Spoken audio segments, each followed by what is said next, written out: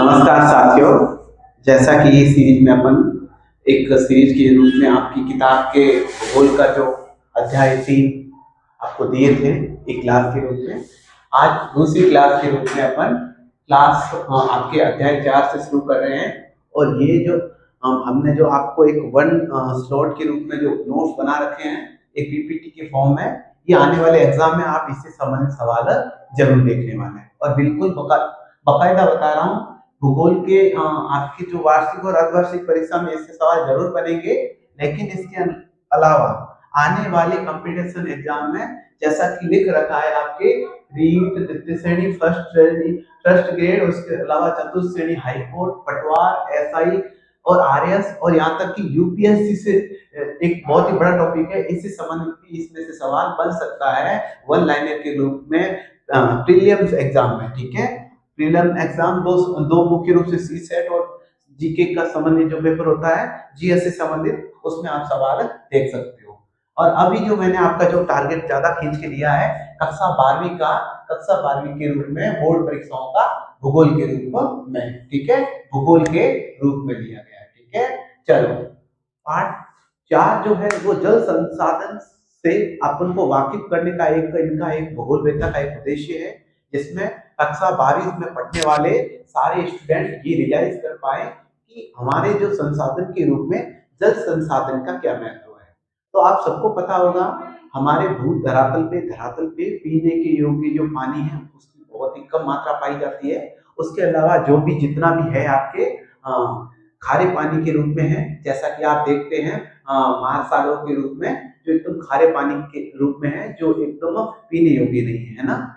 तो अपन इस पार्ट के अंदर ये देखेंगे कि ये जो संसाधन है जल संसाधन की क्या महत्ता है, और इसके अलावा भूजल के रूप में, जल संभरण के रूप में, छत वर्षा जल संग्रहण के रूप में, बांस सिंचाई संग्रहण के रूप में किस प्रकार से आपका ये मुख्य रूप से जल संसाधन का एक मुख्य टॉपिक रहता है। जैसा कि मैंने आपसे अगर संसाधन के बारे में बात करूं तो संसाधन का मतलब होता है प्रकृति से प्राप्त वे सभी पदार्थ या वस्तुएं जो डायरेक्ट इनडायरेक्ट प्रत्यक्ष या अप्रत्यक्ष रूप से मानव द्वारा उपयोग में या उपभोग की जाती है, उन सारी वस्तुओं को अपन संसाधन के नाम से, या फिर मानव के द्वारा जिन वस्तुओं का दोहन किया जाता है उनको अपन संसाधन के नाम से जानते हैं। तो संसाधन मुख्य रूप से 2 प्रकार के होते हैं, नवीकरणीय और अनवीकरणीय।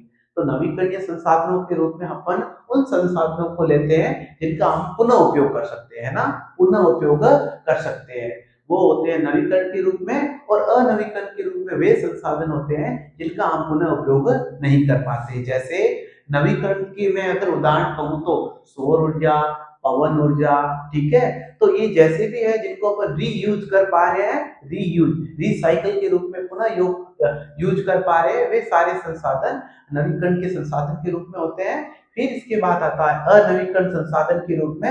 अनवीकरण संसाधन के तहत आप देख सकते हैं कोयला, प्राकृतिक गैस, जैसे ये सारे के सारे जो आप समझते हो अनियंत्रित रूप से या खनन के द्वारा जिनको प्राप्त करके एक ईंधन के रूप में लिया जाता है, जैसे पेट्रोलियम वगैरह ये सब, तो ये अनवीकरणीय योग्य है और ये कुछ समय के बाद नष्ट होने वाले हैं। ठीक है, तो इसी के आधार पे अपना एक जल संसाधन है, एक महत्वपूर्ण संसाधन है। इस जल संसाधन को एक पुनः चक्रण के रूप में अपन प्रयोग कर सकते हैं ना, जैसे बादलों के रूप में, बरसात के रूप में धरातल में पानी का गिरना, फिर विभिन्न प्रकार की वाष्पीकरण या जैसी प्रक्रियाओं के या वाष्पन या संघनन के माध्यम से वापस वायु टनल से होते हुए वापस आकाश में पहुंचना और वापस बरसना, तो ये जल चक्र के रूप में अपन संसाधन को देख सकते हैं। और आपको ये भी पता होगा हमारा जो वर्तमान में जो संसार है, संसार से संबंधित 7 आपके महाद्वीप और 5 महासागर है ना। तो सबसे बड़ा कौन सा है, सबसे छोटा महासागर कौन सा है, सबसे बड़ा महासागर कौन सा है, और इससे संबंधित जनसंख्या और क्षेत्रफल दोनों के आधार पर कौन सा महाद्वीप सबसे बड़ा है, वो सारा अपन इस क्लास के अंदर बात करने वाले हैं, और जो कि आने वाले एग्जाम में आपको इससे निश्चित रूप से सवाल बनेंगे। ठीक है, जैसा कि मैंने यहाँ आपका जो फैक्ट वाइज दिया है एकदम पॉइंट टू पॉइंट, ठीक है। आपको ज्यादा कोई माथापच्ची वाली काम नहीं रहेगी, एकदम बेसिक लाइन पढ़ो और इसी से पढ़ के कंपटीशन एग्जाम दे आओ, या फिर आपका जो भूगोल का एक टॉपिक है उसको आप अच्छे से दे आओ, ठीक है। इसी उद्देश्य के साथ में मैं आपका यहाँ आपको पढ़ाना चाहूंगा, बताना चाहूंगा। अब जैसे कि इस पाठ का शुरुआत कर रहे हैं अपन, पृथ्वी का लगभग 71% भाग धरातल से आच्छादित है, मतलब पानी से आच्छादित है, परंतु लवणीय जल अलवणीय जल कुल मुख्य रूप से जल का केवल 3% ही भाग है अलवणीय जल के रूप में, ठीक है। इसके अलावा अपन जो एक जल के रूप में एक बात करते हैं तो पीने योग्य जल सिर्फ 1% है। कितना? 1%। ये आपके अलग अलग एग्जाम के अंदर पूछे जा सकते हैं, जैसे पूछे जाते हैं गैसों के रूप में कि वायुमंडल में सर्वाधिक गैस कौन सी है, ठीक है। तो नाइट्रोजन गैस है जो कि 78% है ना। जैसे पूछा जा सकता है ऑक्सीजन कितनी है, मीथेन कितनी है। उसी तरह पूछा जा सकता है कि शुद्ध जल की मात्रा कितनी है जो पीने योग्य है, तो 1% है ना। अब मैंने लिया है संसार में महाद्वीप और महासागर, तो 7 महाद्वीप है और बिल्कुल ये इनका क्रम है, ये बिल्कुल इनका क्रम है क्षेत्रफल के आधार पे, जनसंख्या के आधार पे। एशिया महाद्वीप जो क्षेत्रफल और जनसंख्या दोनों के आधार पे विश्व का सबसे बड़ा आपके महाद्वीप माना जाता है ना। इसके बाद में अफ्रीका जो कि दूसरा बड़ा महाद्वीप है, फिर उत्तरी अमेरिका, दक्षिणी अमेरिका, अंटार्कटिका, यूरोप और ऑस्ट्रेलिया, और तब सबसे बड़ा आपके हो जाएगा क्षेत्रफल या जनसंख्या के रूप में महाद्वीप एशिया, और सबसे छोटा हो जाएगा आपके ऑस्ट्रेलिया, है ना। इसके बाद महासागर है जो विश्व के अंदर कुल 5 महासागर है, जो प्रशांत महासागर है जिसे पैसिफिक ओशियन भी कहा जाता है, ये ओशियन है, ये आपका महासागर है जो सबसे बड़ा महासागर है ना, जो सबसे बड़ा महासागर है। इसी में ही ज्वालाओं की पेटी के रूप में रिंग्स ऑफ फायर पाया जाता है ना, रिंग्स ऑफ फायर। फिर अटलांटिक महासागर, इसमें विभिन्न प्रकार के मध्य अटलांटिक कटक पाया जाता है, ठीक है। और इसके बाद में हिंद महासागर जो कि माना जाता है भारत के आसपास का एक महासागर। इसके बाद में दक्षिणी महासागर, फिर आर्कटिक महासागर जो कि सबसे छोटा महासागर है ना। ये अपन का डिस्कस हो गया। फिर आगे चलते हैं इस पार्ट के अंदर। धरातलीय ऐसे प्रश्न पूछा जा सकता है एकदम शॉर्ट फॉर्म में, धरातलीय जल के मुख्य स्रोत कौन कौन से? तो नदियां, झीलें, तलैया या तालाब, मतलब तालाब होता है उसका छोटा रूप तलैया।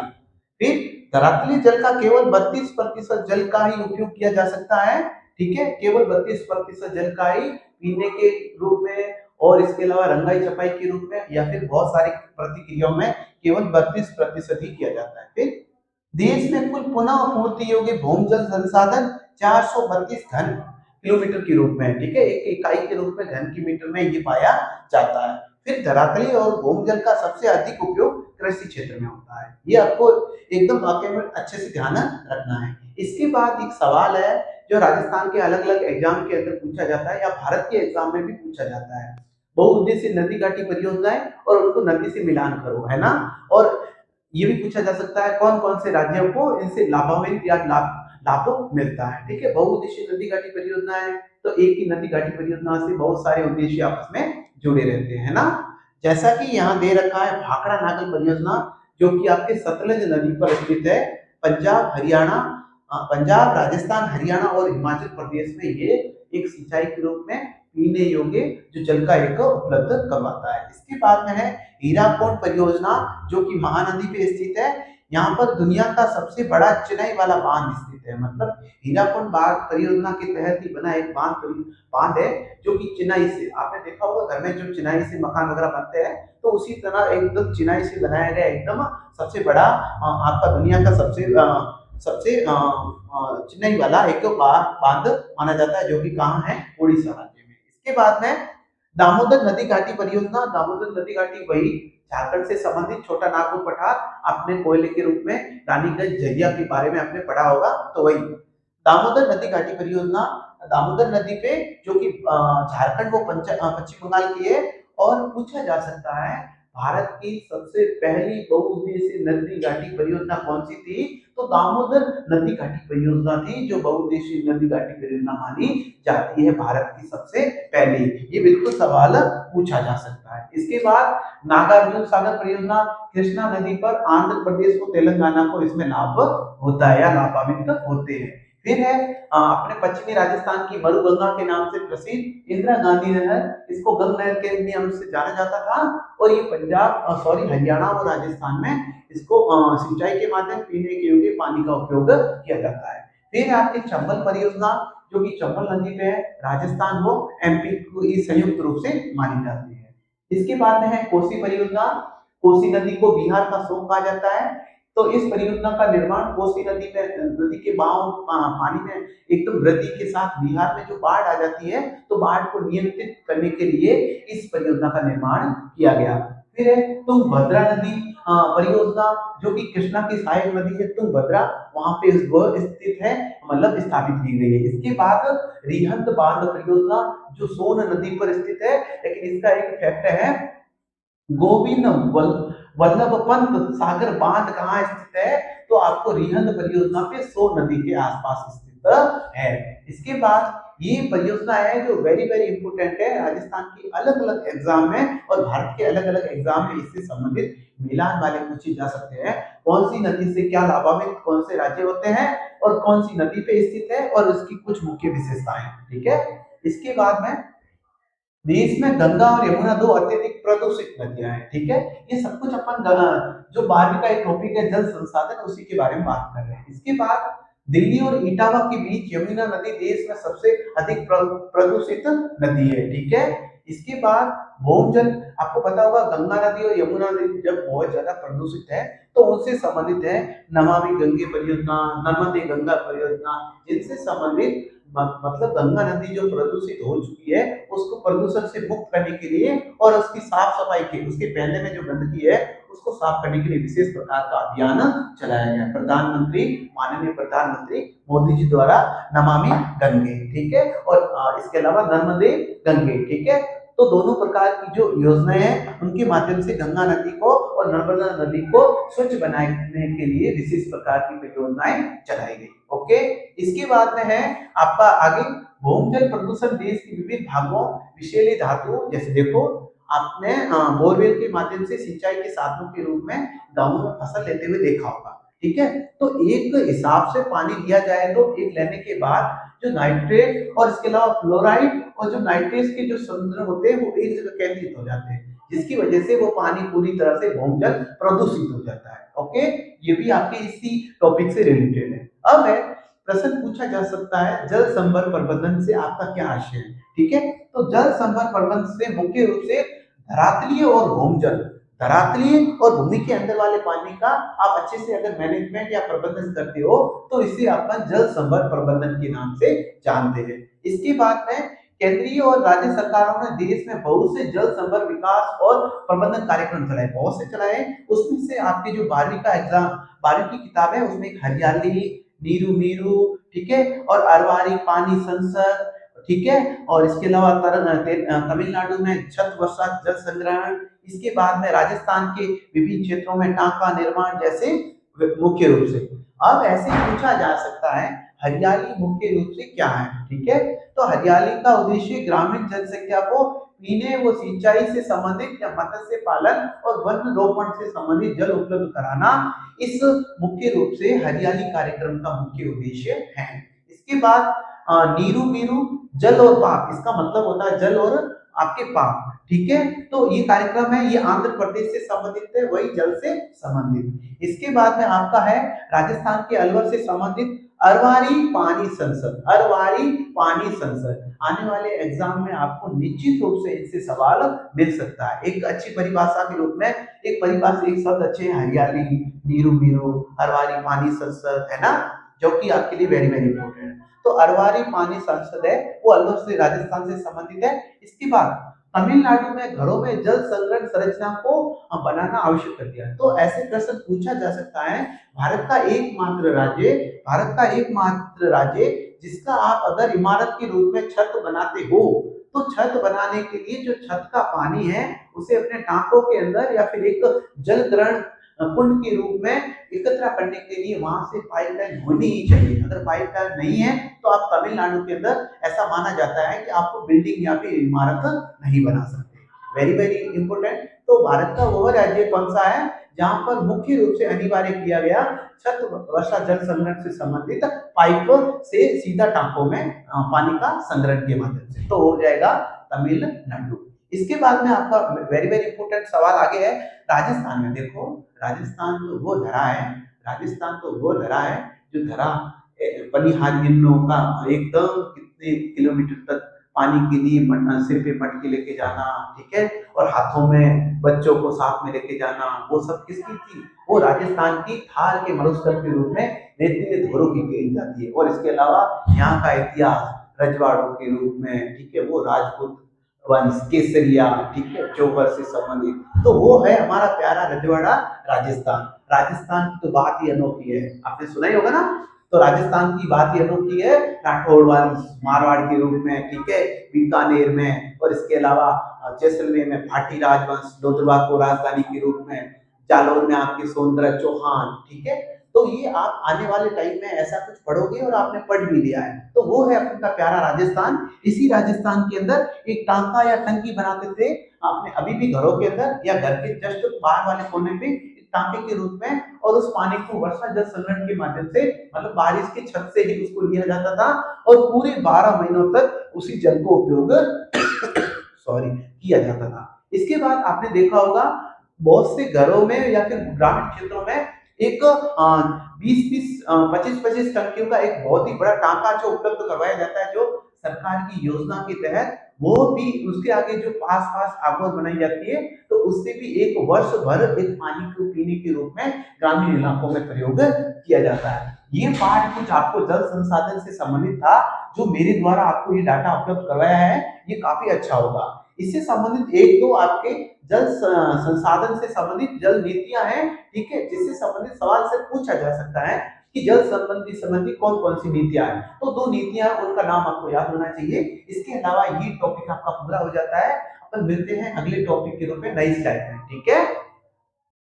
अब जल संसाधन से संबंधित जब टॉपिक हो चुका है, अब नया टॉपिक है खनिज तथा ऊर्जा संसाधन। देखो खनिज से संबंधित जो ये टॉपिक जो आ रहा है, और ऊर्जा से संबंधित जो विभिन्न प्रकार के क्षेत्र है, उन क्षेत्रों से संबंधित सवाल आए दिन एग्जाम में पूछा जाता है, ठीक है। और ये एग्जाम आपके, मैं बता रहा हूँ, सिर्फ 12वीं के लिए नहीं, 12वीं की भूगोल के लिए तो अति महत्वपूर्ण है ही, लेकिन आने वाले कॉम्पिटिटिव प्रत्येक एग्जाम में इससे संबंधित सवाल बनने वाले हैं। और इसके अलावा मैं ये बताना चाहूंगा, 12वीं क्लास के सारे स्टूडेंट आप अच्छे से सुनिएगा। मेरा कहना ये है, ये सवाल सिर्फ आपको वो दिए गए जो आपकी किताबों के अंदर सेम, मतलब एक नोट्स फॉर्म में दे रखे हैं। अब जैसे ये पूरा हो जाएगा, इसके बाद मैंने आपको बताया भी था एक मैराथन के रूप में, या उन्हीं क्लासों के साथ में पहले अध्याय से, ये पहला पांचवा है ना, जैसे पहले पार्ट से लगा के लास्ट में जितने भी इस किताब से संबंधित भारत, लोक और अर्थव्यवस्था से संबंधित जितने भी सवाल है, पिछली परीक्षाओं में आए वो भी सवाल, और नए बनने वाले सारे सवालों के बारे में अच्छे से डिस्कस करने वाला हूँ, ठीक है। तो आप अच्छे से सुनिएगा, और यकीन मानिए यहीं से सवाल आएगा आपका, है ना, यहीं से ही सवाल आने वाला है। चलो अब शुरू कर रहे हैं खनिज तथा ऊर्जा संसाधन। देखो आपने अधिकतर पढ़ा भी होगा खनिज को। खनन क्रिया के माध्यम से जमीन से खोद कर जो पदार्थ निकाले जाते हैं, उन्हें हम खनिज के नाम से जाने जाते हैं। लेकिन एक परिभाषा के रूप में अगर देखें तो एक निश्चित रासायनिक एवं भौतिक गुणधर्मों के रूप में, ठीक है, के साथ कार्बनिक या अकार्बनिक उत्पत्ति का एक प्राकृतिक पदार्थ होता है, उसे हम खनिज के नाम से जानते हैं ना। खनन क्रिया के माध्यम से जमीन से जो खोद के निकाला जाता है, उसे भी हम खनिज कहेंगे।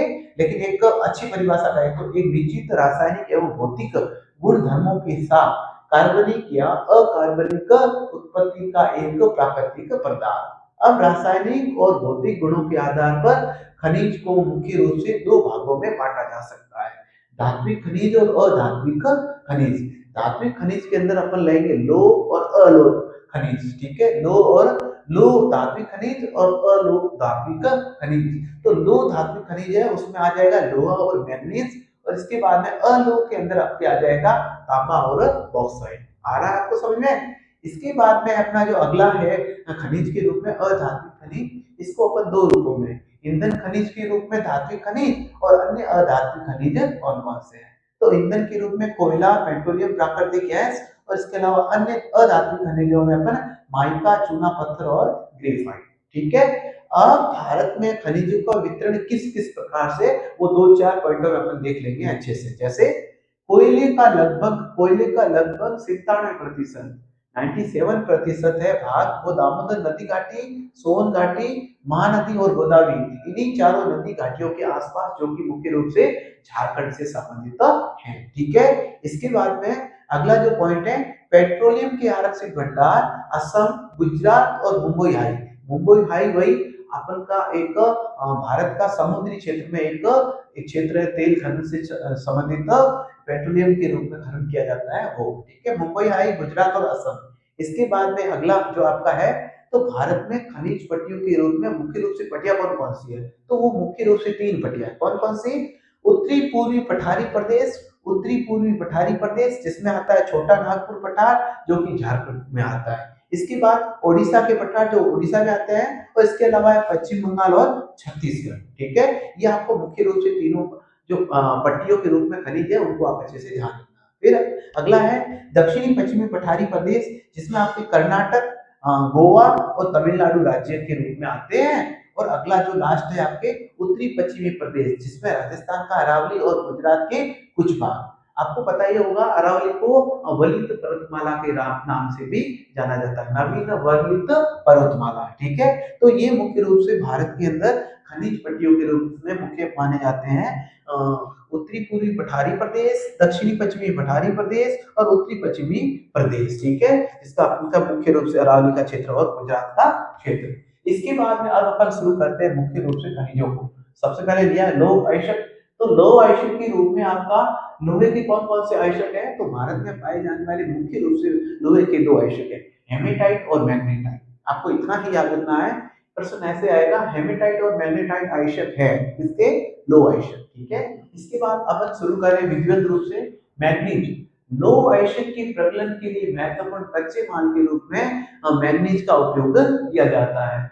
मैग्नीज का मुख्य रूप से उपयोग मिश्र धातुओं में और विनिर्माण में, जैसे आप कोई भी आभूषण के रूप में जो भी बनाते हो उसमें कुछ मात्रा मैग्नीज की भी मिलाई जाती है, और मिश्र धातु और विनिर्माण उद्योग में, विनिर्माण उद्योग से संबंधित है, प्राथमिक क्षेत्र से संबंधित कृषि से उत्पादित जो कच्चा माल है उसको विनिर्मित या कीमती वस्तुओं में चेंज करना ही विनिर्माण कहलाता है ना।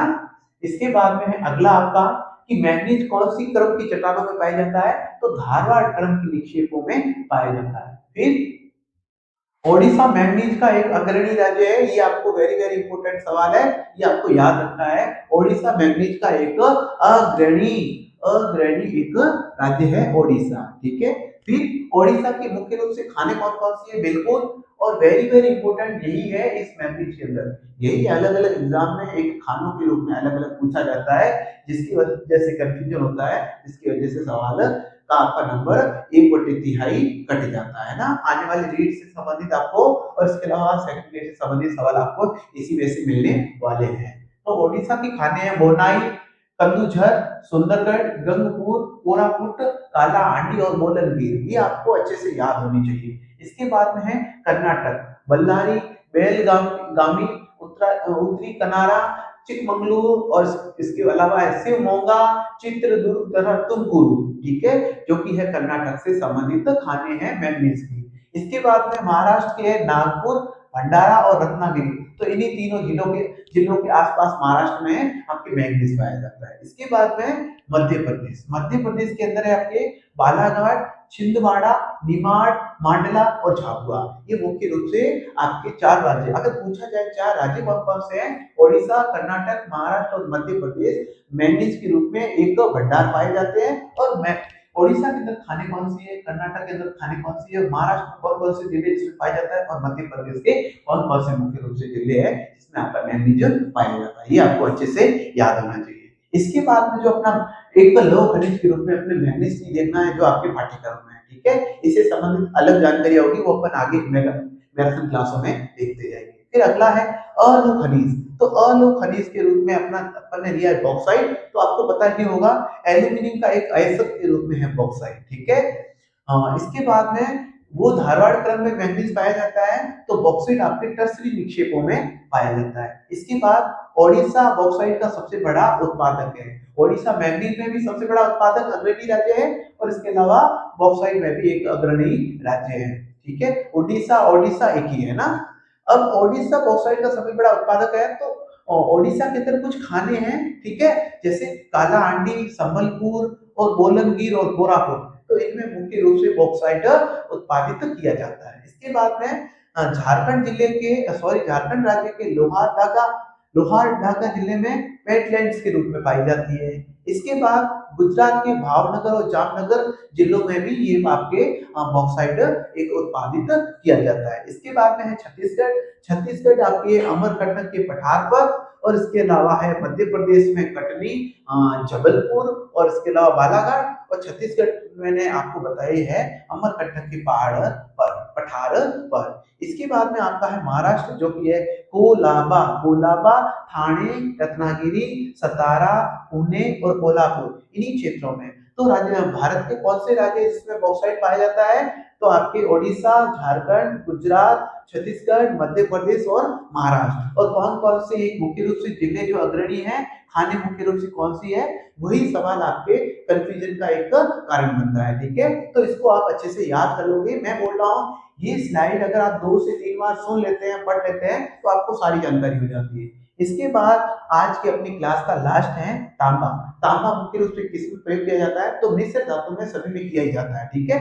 जहाँ प्लेटिनियम किया जाता है आभूषणों के रूप में, वहां तांबे की भी कुछ मात्रा मिलाई जाती है। इसके अलावा बिजली की मोटरें, ट्रांसफार्मर, इसके अलावा जनरेटर और इसके अलावा लंबी लंबी तारें वगैरह बनाने के लिए तांबे का उपयोग किया जाता है। अब तांबे का उपयोग क्यों किया जाता है, क्योंकि तांबा एक महंगी धातु है, और इसके अलावा इसमें आघात वर्धे व तन्यता पाई जाती है। आघात वर्धे का मतलब होता है जिस प्रकार सोने को हथौड़े से पीट के एक लंबी चौड़ी न जाने कितने किलोमीटर, एक से छोटे से टुकड़े से कितने किलोमीटर तार लंबी बनाई जा सकती है, तो उसी प्रकार तांबा भी कार्य करता है, जो कि अपने एक आघात वर्धे या तन्य की गुणता के कारण ये धातु बहुत ही ज्यादा लंबी होती है, और ये महंगी है, इसलिए आजकल इसका ज्यादा उपयोग लाइट के जो वायरों के रूप में इसका नहीं किया जा रहा है। आ रहा समझ में। इसके बाद में इसके मुख्य रूप से कौन कौन से जिले हैं जिसमें ये मुख्य रूप से पाया जाता है, तो झारखंड के सिंहभूम जिला है, ठीक है। इसके बाद में मध्य प्रदेश के बालाघाट है, और राजस्थान का झुंझुनू और अलवर है,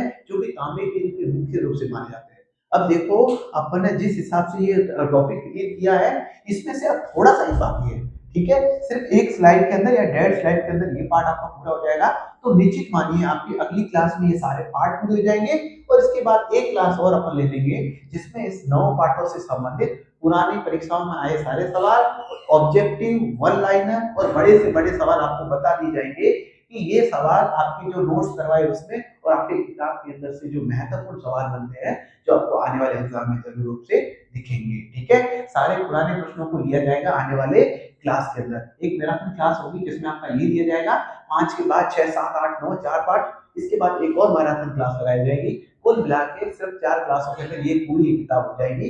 इसके बाद 4 क्लासें और आपकी लगेगी, दूसरी एक और आपकी किताब बच रखी है, उसमें आपको अच्छे से यही बातें अलग से जो दे रखे अलग अलग टॉपिक वो सारे करवाए जाएंगे, ठीक है। अंतरराष्ट्रीय व्यापार से संबंधित सारे टॉपिक है एकदम अच्छे तरीके से करवाए जाएंगे। मेरे द्वारा जो आपको जानकारी दी जा रही है काफी महत्वपूर्ण है। आप स्लाइड का एकदम स्क्रीनशॉट ले सकते हैं और आप अपने काम ले सकते हैं, ठीक है। इसी के साथ आज की क्लास मैं यही समाप्त कर रहा हूँ। मिलते हैं एक नई ऊर्जा के साथ नए मुकाम को हासिल करते हुए। थैंक यू, धन्यवाद, थैंक यू।